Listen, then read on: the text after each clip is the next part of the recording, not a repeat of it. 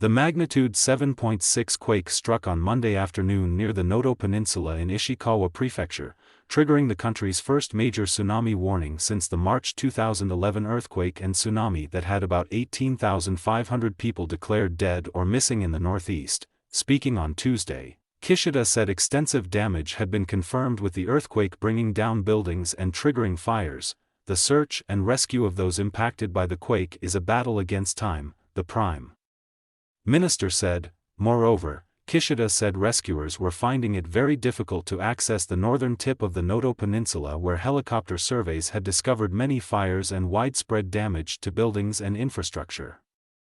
There are about 120 cases of people awaiting rescue, his government spokesperson later said. Authorities said rescue efforts had been hindered by damaged roads and that they were finding it difficult to assess the full extent of the fallout. The situation is catastrophic, he said. Across Ishikawa Prefecture, authorities have confirmed 30 deaths so far, with half of those in Wajima, another hard-hit city in the remote northern tip of the peninsula. Official updates on the toll have been infrequent. The Japan Meteorological Agency said the country had been hit by 155 earthquakes since the initial tremor on Monday, swaying violently. Wajima was hit by a tsunami of at least 1.2 meters, 4 feet, and aerial news footage showed devastation from a major fire as a 7-story building collapsed at the port. The fire engulfed a row of houses with people being evacuated in the dark, some with blankets and others carrying babies.